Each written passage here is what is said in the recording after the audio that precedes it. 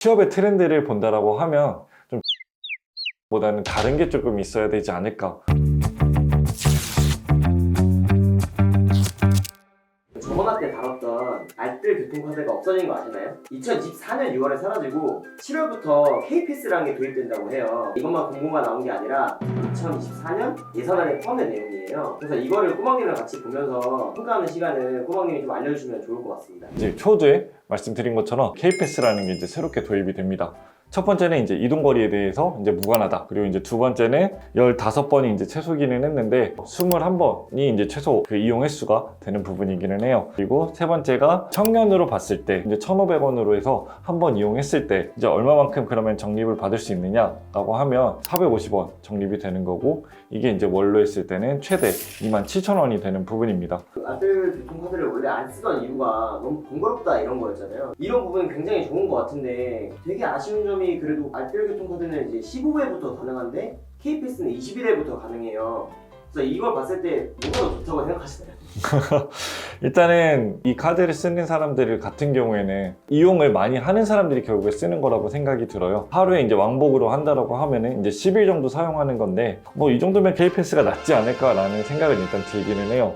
근데 아쉬운 건 또 K패스라는 이름을 꼭 굳이 바꿨어야 됐을까. 알뜰 교통카드도 잘 모르는 사람은 또 K패스는 뭐야 라는 사람이 이제 생길 것 같고, 한 번에 와닿지 않는 좀 명칭으로 바뀐다 라는 부분이 좀 아쉬움을 조금 남는 것 같다 라는 생각에 좀 개인적인 의견은 있습니다. 이것도 얘기를 해보면 좋을 것 같아요. 국가기술 자격증, 시험, 응시료 50% 감면. 저는 이거 처음에 들었을 때 진짜 좋다고 생각을 했었거든요. 친구들 중에서도 정보처리기사나 뭐 전기기사 같은 자격증을 따르고 하는 친구들이 있는데, 이게 응시료가 57,000원이나 돼가지고 굉장히 부담스러운 금액이라고 생각이 들어요. 이게 반이나 줄여진다면 굉장히 좀 힘이 되고 좋은 정책이라고 저는 생각이 들어요. 그리고 봤을 때도 저는 493개의 기술 자격증을 다 굉장히 많은 자격증이 해당이 되구나 라고 생각을 했거든요.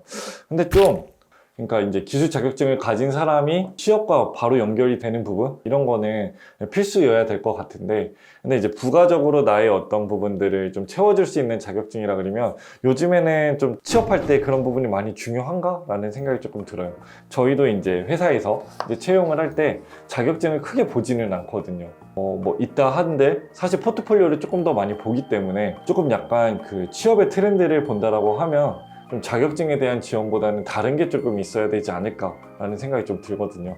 다르게 제시해 주실 대안이 있을까요? 그냥 이제 저희는 이제 스타트업이고, 그다음에 저희의 사례 같은 거를 좀 중심으로 좀 생각을 해본다라고 하면 이력서라든가 이런 걸 내는데, 그런 거를 어떻게 조금 더 잘 쓸 수 있을지 코칭에 대한 지원이 있으면 좋을 것 같고, 아니면 또 포트폴리오에 대한 부분을 굉장히 아까 많이 본다고 말씀을 드렸는데, 좀 포트폴리오를 봐줄 수 있는 그런 좀 프로그램 같은 게 좀 진행되면 좋겠다라는 생각이 있었고요. 자격증을 가지고 있기보다는 어떤 프로젝트를 좀 수행했느냐 라는 부분도 되게 중요할 것 같아요. 그런 인턴 제도 차라리 조금 더 기업이랑 매칭을 시켜서 좀 해준다, 그런 좀 인턴에 대한 경험에 대한 증명, 그런 쪽으로 좀 많이 지원해 주는 게 낫지 않을까라는 생각이 좀 들었습니다. 그래서 청년 쪽으로 해서 이제 국한에서 보면 산업단지 하면은 되게 삭막하게 또 보일 수 있는 부분도 있잖아요. 좀 힙한 부분으로 또 느낄 수 있게끔 그렇게 또 공간을 바꿔주는 살리단길 프로젝트가 있고요. 그리고 대학생들에게 1,000원으로 아침밥을 제공해줬던 그 1,000원의 아침밥 사업이 이제 또 확장이 된다고 합니다. 그래서 내년도에는 또 뭐 새로운 사업도 이제 이루어지는 부분이 있고, 그다음에 기존의 사업이 좀 잘 돼서 좀 확장하는 부분이 있으니까 그런 정책에 대해서도 한번 좀 관심 있게 봐주시면 좋을 것 같습니다.